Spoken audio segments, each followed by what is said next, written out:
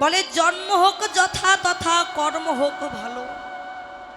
যে কুলেই জন্ম নাও না কেন তোমার কর্মটা যদি ভালো হয়। পদ্ম ফুল প্রস্ফুটিত হয় নোংরা জায়গায়, বদ্ধ জায়গায়।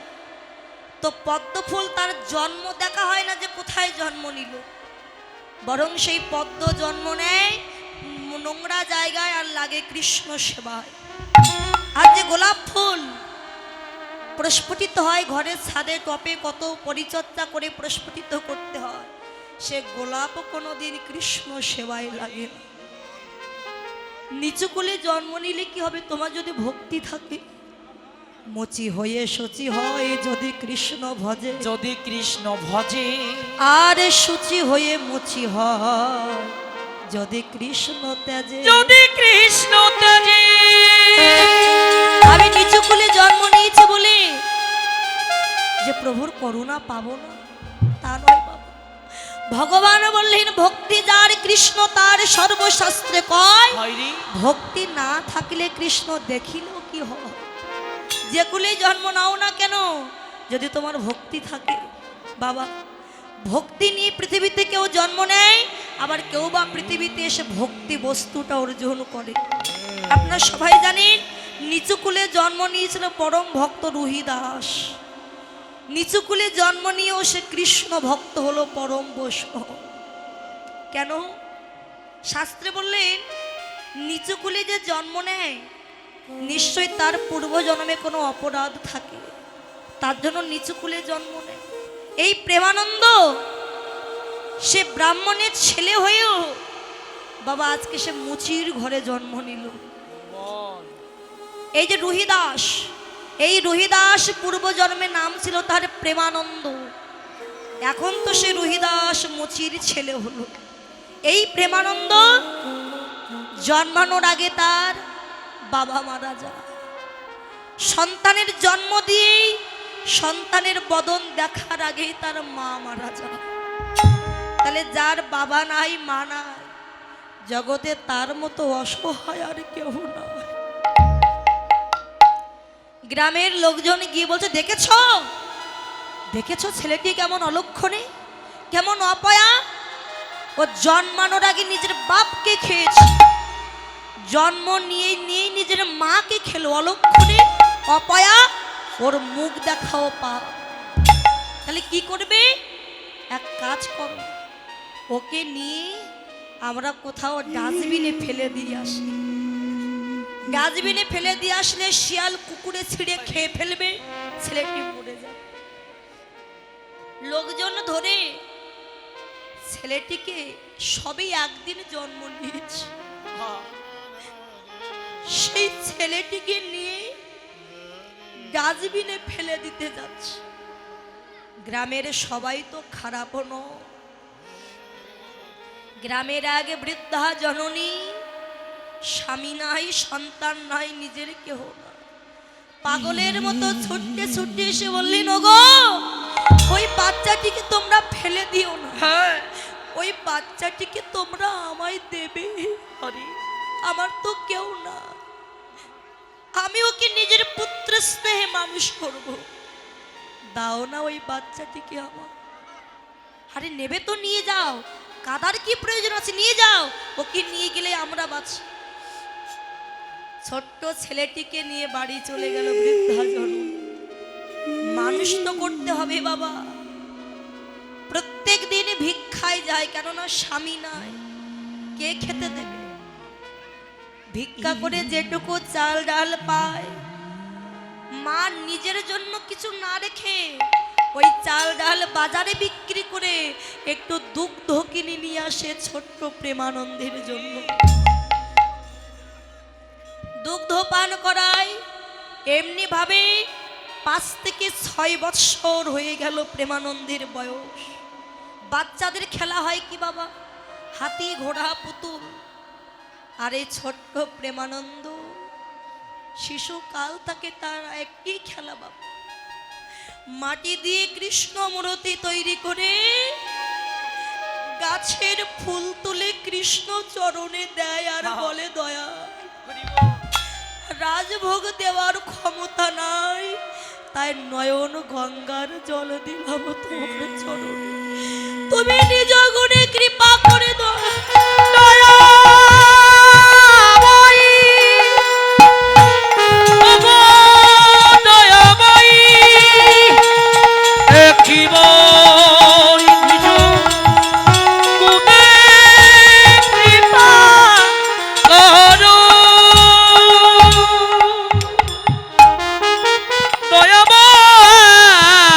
আমার কিছু না। যখন প্রত্যেক দিন কাঁধে কৃষ্ণ চরণ ধরে ভগবান মনে মনে ভাবলেন প্রেমানন্দ, ওরে যে ঘরে আমার আস আমি তারে করি সর্বনা, যে না ছাড়ি আমার পাশ তারে করি আমার দাসের দাস, আরে যে হয় আমার দাসের দাস তারে দেই বৈকুণ্ঠে নিবাস। বৈকুণ্ঠে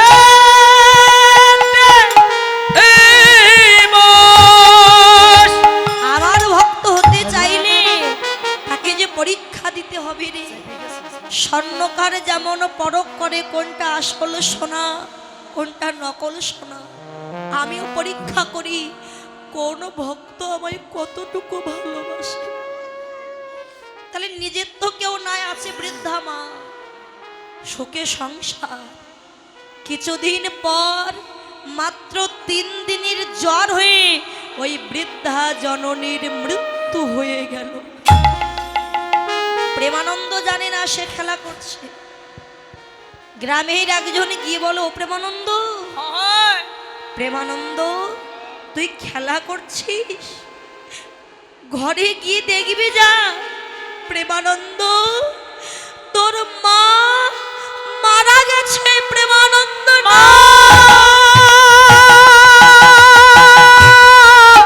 আমায় ছেড়ে যেও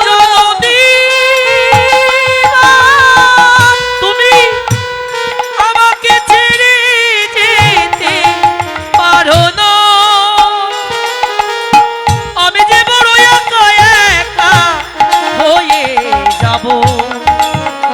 আমার বলিয়া কে ঘো রখিল না। ছুটতে ছুটতে ঘরে এসে দেখছে তার মাকে উঠানে শুইয়ে রেখেছে। আছাড় খেয়ে পড়লো মায়ের বুকের উপরে। মা আমায় ছেড়ে যেও না মা, তুমি ছাড়া যে জগতে আমার কেহ না। তুমি চলে গেলে আমি কাকে মা বলবো? কে আমায় খেতে দেবে? কে আমায় লালন পালন করবে? আমি যে অনাথ হয়ে গেলাম আম্মা। আমি বড় অনাথ হয়ে গেলাম, খবর বলিতে ডাকার মতো আর কেহ রইল না। জানি না কি অপরাধ করেছি আমি, বুঝিলাম না। কিন্তু যে মারা যায় সে কি কারোর কথা শুনতে পায়? গ্রামের লোকজন বলল, প্রেমানন্দ তুই যদি কেঁদে মরেও যাস তোর মার ফিরবে না। যে একবার চলে যায় সে কখনো কোনোদিন আর ফিরে আসে না রে প্রেমানন্দ। আসে আসে না, হাজারো বারো ডাকিলে সে কথা বলিবে না। দয়াময়ী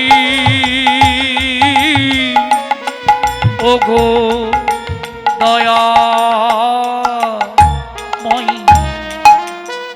গ্রামের লোকজন তার মাকে শ্মশানে পুড়িয়ে দিল। অনাহারে মায়ের শোকে ছেলেটি কাঁদছে ঘরে ধুলাই গড়াগড়ি। 5-6 দিন হয়ে গেল, তাকে কেউ কিছু খেতেও দিল না। বাচ্চা মানুষ তো ক্ষুধার জ্বালা সইতে না পেরে গ্রামে গ্রামে দুয়ারে দুয়ারে গিয়ে বলে, ওগো গৃহে কেউ আছো, মা আমায় কিছু খেতে দেবে? আজ 1 সপ্তাহ ধরে আমি কিছু খাইনি। এই জন্মানোর আগে বাপকে খেলি, জন্ম নিয়ে মাকে খেলি, যে মা মানুষ করছিল তাকেও খেলি, এত মানুষকে খেয়েও তোর পেট ভরল না, আবার আমাদের বাড়িতে খেতে এসেছিস? অলক্ষণে অপয়া, যা বেরিয়ে যা, তোর মুখ দেখাও পাপ, তোর মুখ আমরা দেখতে চাই। যার দুয়ারে যাই দূর দূর করে তাড়িয়ে দেয়। ছেলেটি কাঁদতে কাঁদতে একটা গাছের নিচে বসে 2টি বাহু তালন করে কেঁদে বলে, কৃষ্ণ আমার জীবনে শুধু কি দুঃখই লিখেছিস তুই? জীবনে কি আমি সুখ পাবো না? কৃষ্ণ দয়াময়, কৃষ্ণ দয়াময়, আমি কি সুখ পাবো না জীবনে কখনো? ছোট থেকে যে কি অপরাধ করেছি, কেন এত দুঃখ, এত কেন এত কষ্ট দুঃখ দিলি? কষ্ট আমায় দিলে? আমি আজ সবাইকে হারাই, আমি বড় একা হয়ে গেলাম। দেখা দাও, দেখা দাও কৃষ্ণ, আমি যে একা হয়ে গেলাম।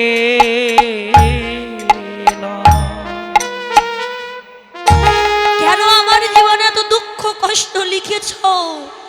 জীবনে কি আমি শোক পাবো না? যখন কাছে ভগবান কৃষ্ণ একটা বৃদ্ধ রূপ ধরে প্রেমানন্দকে ডেকে বলে, প্রেমানন্দ তুই কাঁদছিস কেন রে? দেখো না আমার বাবা মা কেউ না, যার দুয়ারে যায় আমায় দূর দূর করে তাড়িয়ে দেয়। 1 সপ্তাহ ধরে আমি কিছু খাইনি, খেতে দেবে? ভগবান বলল, রে আমি নিজে উপবাস আছি, আমি তোকে কি খেতে দেব? তবে শোন প্রেমানন্দ, এখান থেকে চলে যা, বারাণসী গুরু রামানন্দের আশ্রম আছে, ওই রামানন্দের আশ্রমে গেলে ওখানে তুই থাকতে পারবি, খেতে পাবি। সত্যি বলছো? হ্যাঁ। চলে গেল বারাণসী গুরু রামানন্দের আশ্রমে। গুরুদেব দাঁড়িয়ে আছে, বাচ্চা ছেলেটি গিয়ে আছাড় খেয়ে পড়েছে গুরুদেবের চরণে। গুরুদেব আমি অনেক দূর থেকে এসেছি, আমাকে একটু আশ্রয় দাও না গুরুদেব তোমার চরণে। এই খোকা, কে তুই? গুরুদেব আমার নাম প্রেমানন্দ, আমার বাবা নাই, মা নাই, সবাই মারা গেছে। যার বাড়িতে যাই অপয়া বলে আমায় দূর দূর করে তাড়িয়ে দেয়। একটু থাকতে দেবে গুরুদেব? শোন বাবা, তুই থাকলে আমার কোনো অসুবিধা না, তবে আমার আশ্রমে থাকতে গেলে একটা নিয়ম তোকে মানতে হবে। প্রত্যেক দিন গ্রামে মাধুগিরি করতে যেতে হবে, মানে ভিক্ষা। তবে শোন, অযাচিত ভাবে কারোর বাড়ি থেকে কিছু চাইতে পারবি না। অযাচিত মানে যেটুকু আমার পর্যাপ্ত, আমি এই বাড়ি 1 মুষ্টি চাউল নিলে আমার হবে, সেখানে আমি 2 মুষ্টি চাউল নিতে পারবো না, এটাকে বলে অযাচিত চাওয়া। ঠিক আছে গুরুদেব, আমি তাই করব। প্রত্যেক দিন ভিক্ষা করে আনে, আর বাবা দিনে যেটুকু দরকার সেইটুকু, যে আগামীকালের জন্য বেশি করে ভিক্ষা করে রাখে তা নয়। আর ওই গুরুদেব রন্ধন করে ভগবানকে সেবা দেয়। আর ওই গুরুদেব ছিলেন যোগী পুরুষ, সেবা দিতেন এবং ধ্যান যোগে দেখতে পেতেন স্বয়ং ভগবান এসে ওই প্রসাদ সেবা করছে। বাবা যার জীবনে দুঃখ আর কষ্টে ভরা তার কি সুখ থাকে? 1 মাস হয়ে গেল, হঠাৎ একদিন প্রচন্ড ঝড় বৃষ্টি। গুরুদেব বলল, কিরে প্রেমানন্দ, আজকে ভিক্ষায় যাবি না বাবা? তুই ভিক্ষায় না গেলে আমার ভগবান যে অভুক্ত থাকবে। গুরুদেব, প্রচন্ড ঝড় বৃষ্টি হচ্ছে, আমি একটু বাদেই যাব। ছেলেটি চললো ঝড় বৃষ্টি অবস্থায়। যেতে যেতে ভাবলো, বাচ্চা তো, ঝড় বৃষ্টি হচ্ছে, সব বাড়িতে আমি ভিক্ষায় যাব না। ওই সামনে যে জমিদার বাড়ি দেখছি, ওই জমিদার বাড়ি থেকে অযাচিত ভাবে আমি চাল ডাল ভিক্ষা করে আনবো, আর গুরুদেব ঘরে থেকে কিচ্ছু বুঝতে পারবে না। কিন্তু সে তো জানে তার গুরুদেবই যোগী পুরুষ। চাল ডাল ভিক্ষা করে এনে গুরুদেবকে দিল। গুরুদেব রন্ধন করে ভগবানের সেবায় দিল। কিন্তু আজকে সেবার অপরাধ হয়ে গেল, ভগবানের সেবায় এলো না। এতদিন সেবা দেই, ভগবানের সেবা করে, আজকে এমন কি হলো যে আমার ভগবান সেবায় এলো না? ধ্যানে যোগে দেখতে পেলেন অপরাধ করেছে তার শিষ্য প্রেমানন্দ। আমাকে 15 দিন ভিক্ষা না করলেও হবে। এ কি করলি? তোকে বারণ করা সত্ত্বেও তুই অযাচিত ভাবে ভিক্ষা করলি।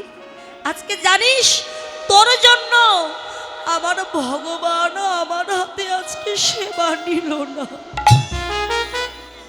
তুই কেমন শিষ্য যে নিজের গুরুদেবকে ভজনের পথ থেকে সরিয়ে দিলি? দুরাচারী, বেরিয়ে যা, এই আশ্রমে তোর কোনো জায়গা নেই, আমি তোর মুখ দেখবো না, দূর হয়ে যা। ছেলেটি গিয়ে চরণ জড়িয়ে ধরেছে, গুরুদেব আমি চরণ ছাড়বো না। ছাড়বি না? দুরাচারী, এত করে বকছি তবু চরণ ছাড়বি না। গুরুদেব রেগে গিয়ে, গুরুদেবের পায়ে ছিল খড়ম, সেই খড়ম পায়ে ছেলেটির পিঠে এত জোরে লাথি মেরেছে, ছেলেটির পিঠে খড়মের দাগ পড়ে গেল। ঝড় ঝড় করে রক্ত পড়ছে পিঠ থেকে, তবু চরণ ছাড়ছে। গুরুদেব, তুমি আমায় মেরে ফেলো, কিন্তু চরণ আমি ছাড়বো না। গুরুদেব, যাবি না দুরাচারী? নিজের গুরুদেবকে ভজনের পথ থেকে সরিয়ে দেওয়ার অপরাধে আমি তোকে অভিশাপ দিলাম। এখন এই মুহূর্তে তোর জন্ম শেষ, এবার জন্ম হবে তোর নিচু কুলে। যেই বলল তোর মুচির ঘরে জন্ম হবে, সঙ্গে সঙ্গে ছেলেটি চরণ দুটি ছেড়ে দিল। গুরুদেব, সামান্য ভিক্ষা করার অপরাধে তুমি আমাকে একেবারে নিচু কুলে পাঠিয়ে দিলে। গুরুদেব, আমি নিচু কুলে যাই তাতে আমার দুঃখ নয়, আমি আশীর্বাদ করো গুরুদেব। আমি যে কুলে যাই না কেন, আমার যে কুলে জন্ম হোক না কেন, ওগো গুরুদেব, যেন তোমার চরণ ছাড়া আমায় করো না গো। তোমার চরণ গুরুদেব ছাড়া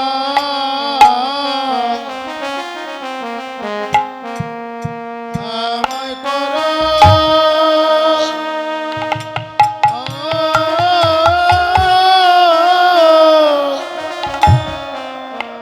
আমায় করো না গো। আমার যে কুলে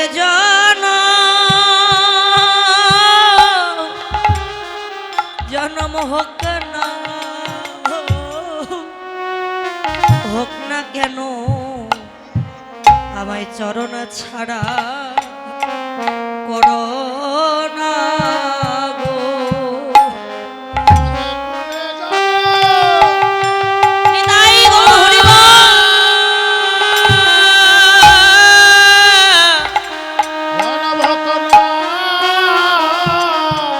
কেন গুরুদেব? কেন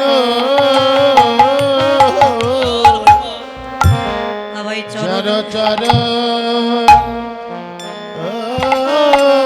ছাড়া গুরুদেব আমায় করো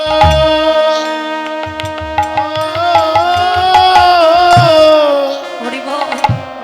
আমায় করো না গো ওগো গুরুদেব প্রতি জন্মে জন্মে পাই যেন আমি তোমার চরণ, আমি অপরাধী বলে তোমার চরণ পাইবা না পাও, তাতে আমার দুঃখ নয় গুরুদেব, আশীর্বাদ করো ভবের বাজারে গিয়ে যেন তোমার ভক্তের চরণ ছাড়া আমায় করো না ও। তোমার এই ভক্তির চরণ ছাড়া নিতাই গৌর হরি বল হরি বল। আমায় করো না গো। আমি যে কত জন্মে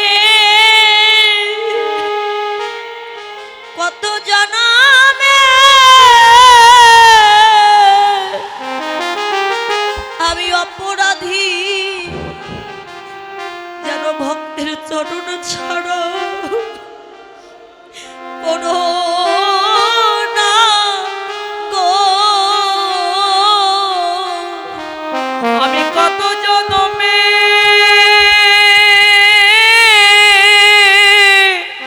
গুরুদেব আমি কত জন্মের অপরাধী, যেন ভক্তের যেন চরণ ভক্তির চরণ ছাড়া আমায় করো না হে।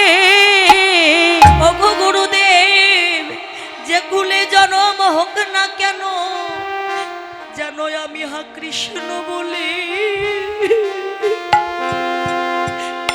কাঁদিতে পারি। কৃষ্ণ গুরুদেব আমি যেন কাঁদিতে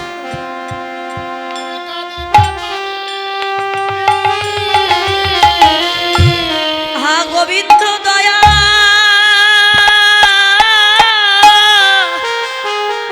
দয়া করো বলে জানো হা কৃষ্ণ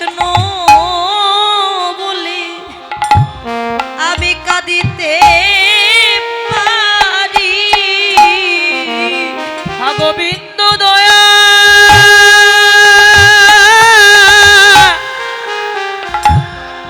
করো বলে আমি কৃষ্ণ বলে আমি কাঁদিতে পারি।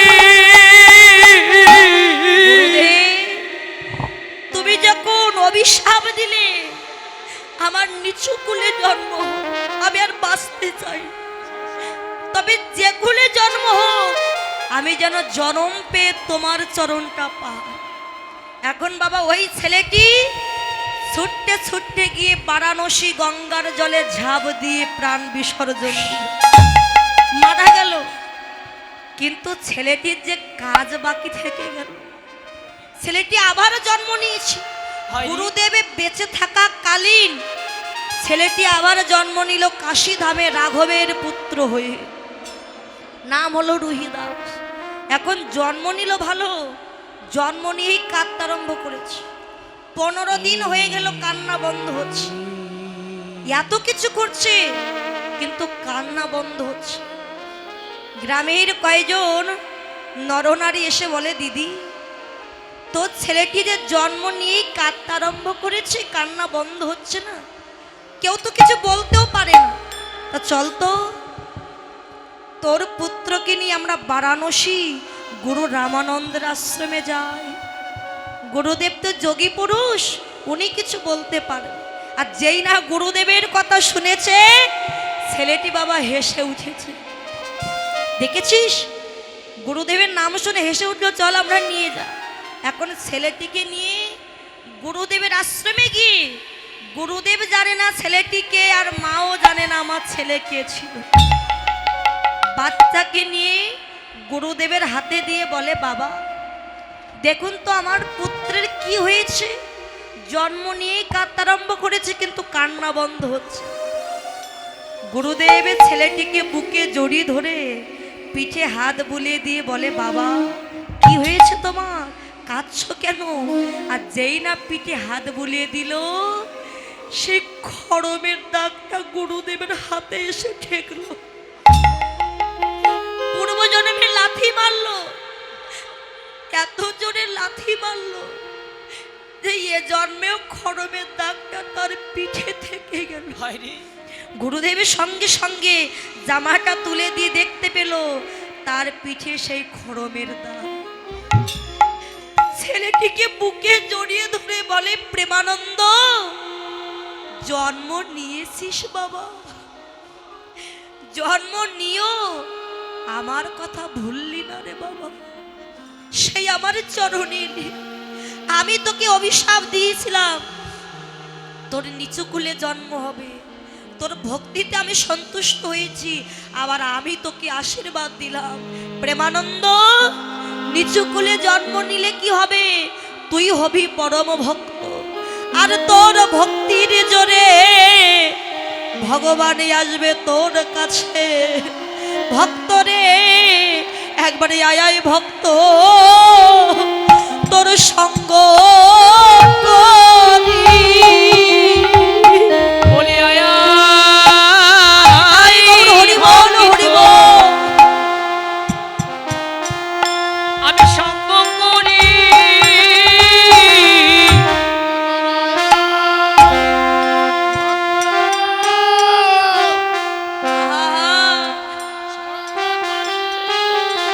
তোর সঙ্গ করে জানা হে জনম আমি ধন্য করি। একবারে আয় ভক্ত তোর সঙ্গ করি।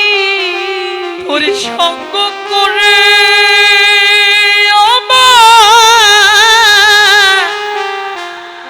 এ জনম ধন্য করি। একবার আয় বকিত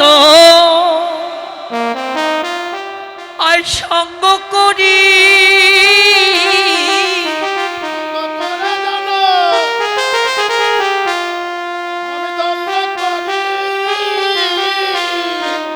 হরি বল হরি বল। সঙ্গ করি গুরুদেব, আমি যেন কৃষ্ণ ভক্ত হয়ে পথে পথে হা কৃষ্ণ বলে কাঁদিতে পারি, আর ভক্তের চরণ ধুলাই যেন গড়াগড়ি দিতে পারে, যেন চরণ ছাড়া করো না গুরুদেব। যা বাবা আমি আশীর্বাদ করলাম তোর ভক্তিতে তুই হবি জগতের শ্রেষ্ঠ বৈষ্ণব। রুহিদাস হলো পরম কৃষ্ণ ভক্ত। নিতাই গৌর হরি বল হরি বল। হরি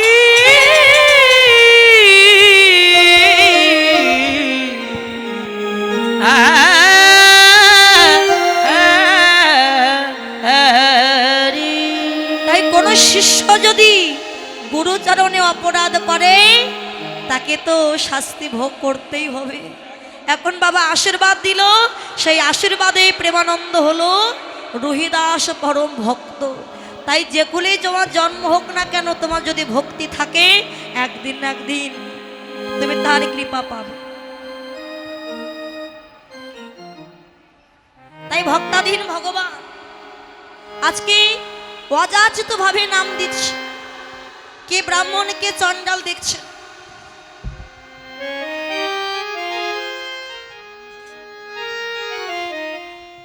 কে ধনী কে গরিবী না দেখে যখন নাম বিলাচ্ছে গো,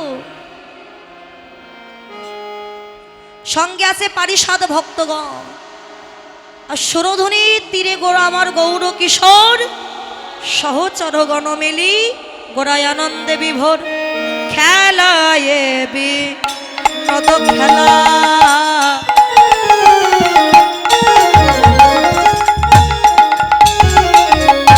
আমার গোড়া বানা মালে